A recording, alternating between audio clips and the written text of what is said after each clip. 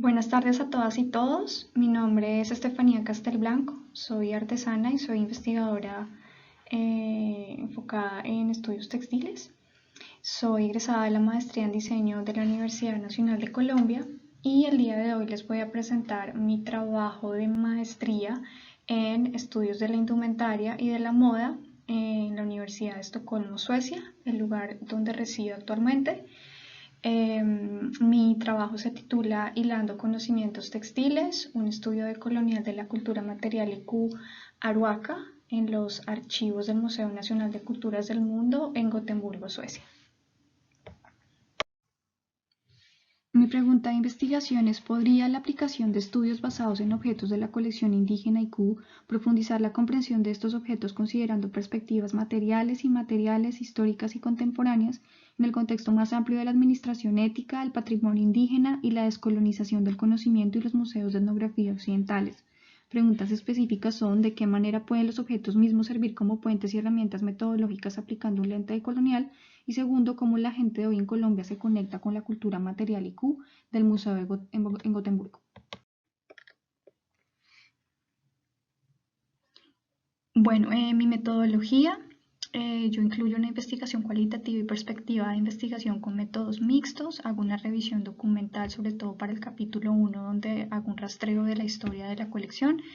En el segundo capítulo hago un estudio basado en objetos, en el cual retomo el trabajo de Jules Brown de Mining Matter y lo complemento con algunas nociones dadas por Alexandra Palmer y por Giorgio Riello.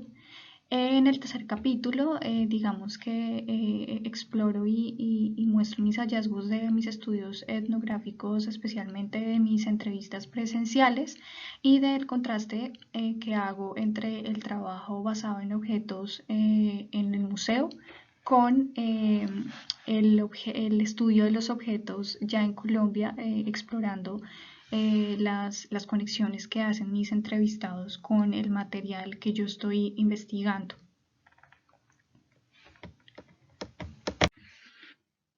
Estos son los conceptos claves que atravesaron mi trabajo: objetos con agencia, en especial el trabajo de Bruno Latour, en el cual propone los objetos o lo no humano como capaces de producir acciones y conexiones de todo tipo.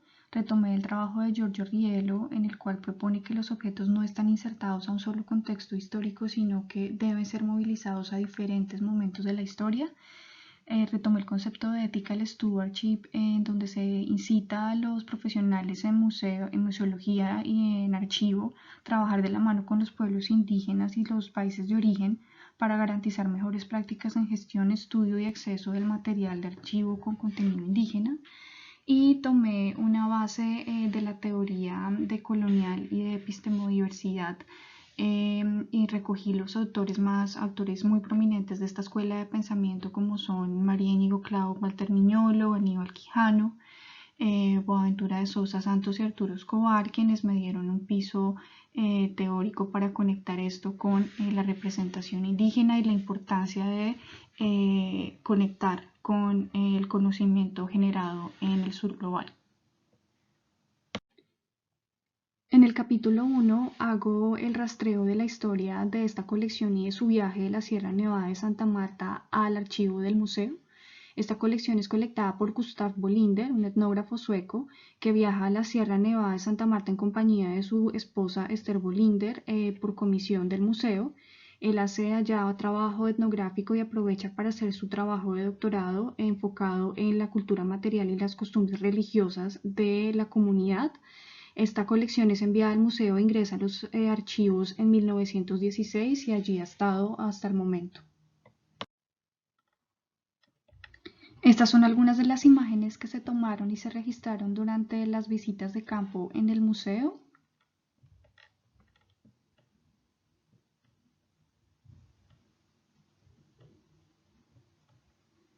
Como pueden ver, es una colección con objetos de diferente naturaleza.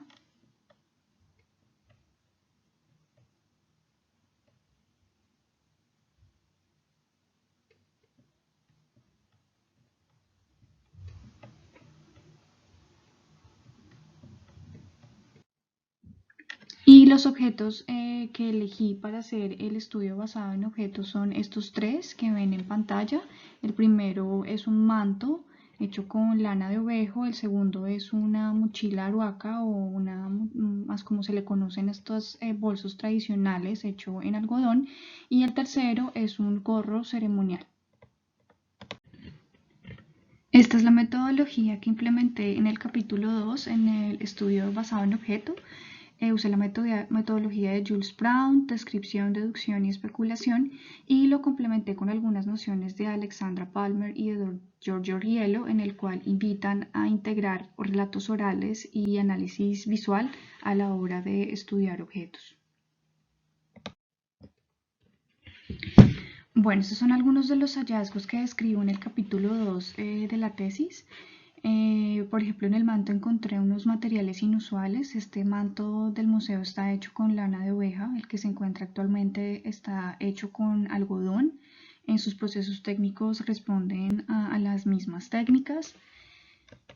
Me encontré con unas formas geométricas, iconografía, diseños y usos del color novedosos, especialmente en las mochilas. Por ejemplo, estas tienen unas iconografías que no se han descrito hasta ahora en la literatura en Colombia, y pues contrasta mucho con lo que se ha dicho del uso del color también en las mochilas tradicionales. Estas son muy coloridas y con colores muy variados. Esta en particular, que es la mochila en la cual me concentré, tiene un uso del color también muy rico, una iconografía también difícil de encontrar. Incluso tuve unas conversaciones con el profesor Armando Aroca, especializado pues en escribir estos patrones geométricos, y tampoco él pudo, digamos, que identificar el patrón. Se identificaron cabellos, rastros de quienes al parecer fueron las tejedoras y las hiladoras de estos textiles. Y en el caso del gorro, pues fue un objeto bien difícil de identificar. Su proceso técnico sí se pudo describir, pero no se pudo especular alrededor de sus usos y sus funciones. La información que se encontró fue la que describió Gustav Bollinger en su estudio, en el cual dice que es un objeto ceremonial para danzas sagradas. Bueno, en el capítulo 3 conecto estos objetos de la colección con las personas que entrevisto en Colombia, y describo de qué forma estas personas conectaron con la colección y qué reflexiones sobresalen de mis conversaciones con ellos. Bueno, las principales categorías identificadas una vez procesadas las entrevistas usando el programa Voyant Tools resultaron en las 4 categorías que ven en pantalla: valor, memoria, representación y agencia, con unas subcategorías. De acuerdo a los entrevistados, en términos de valores contemporáneos históricos, por ejemplo, Consuelo Colmenares dijo que el material de la colección en la fotografía muestra que está en muy buena condición, lo cual significa que ofrece grandes posibilidades para ser estudiado y ampliar el conocimiento que se tiene de la cultura aruaca en el país.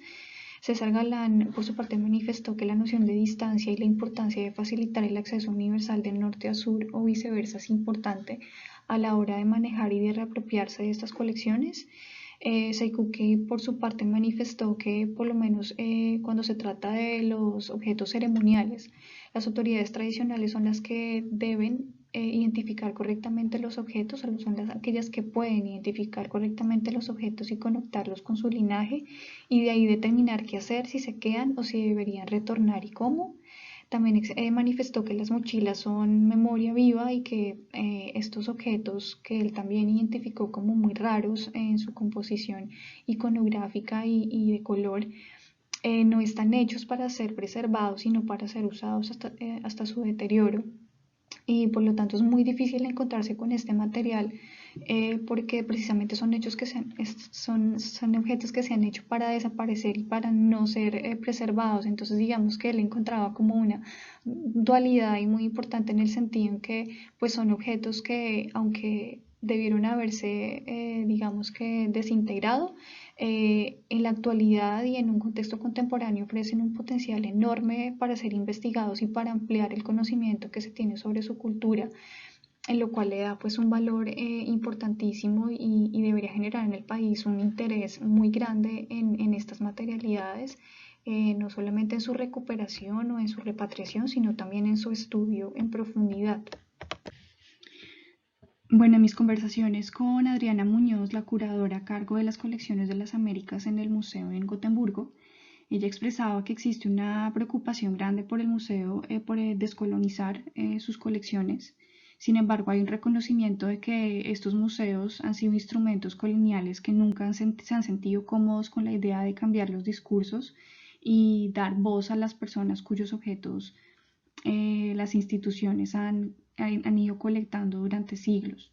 Ella también manifestaba que las colecciones se solicitan porque se considera que han sido usurpadas, robadas, saqueadas y hay un conflicto y un sentimiento de desconfianza desde el principio.